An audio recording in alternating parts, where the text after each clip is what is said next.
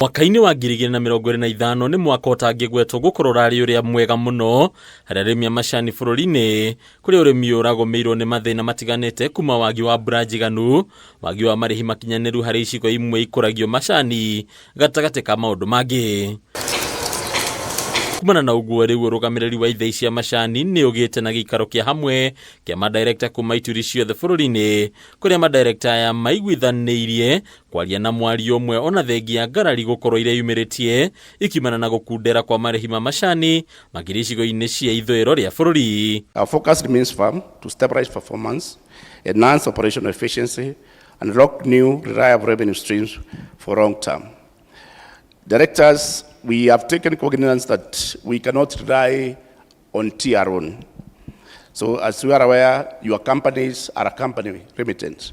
And when you have a remitted company, you are around to do any other business. Matogoretio ni murugamiri munene ruhonge-ini rwa KTDA Wilson Muthaura anyitite miani meraniire gutigirira umithio wa macani ni wacokereria haria wagiriire hari arimi othe bururi-ini hari marihi ma o mweri o hamwe na marihi ma bonathi. Greedy production fell by 12.1% due to poor rainfall and mid-team by 11.55%. But despite this reduced production, factories sold 319 million kilograms of mint tea, a 10% increase from last year. The KTDA MS unfortunately recorded a loss of 281 million compared to last year, which was almost a billion profit.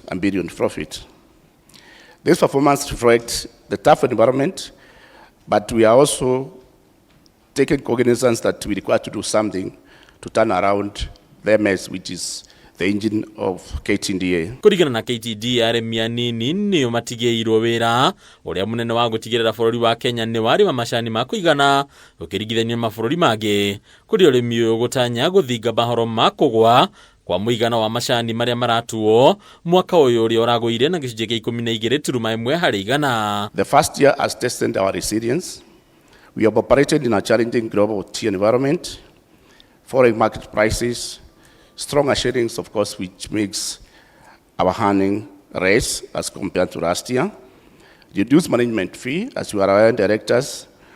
Our management fee was reduced from 2.5% to 1.5%, and you will see how that has impacted on the KTDA MS.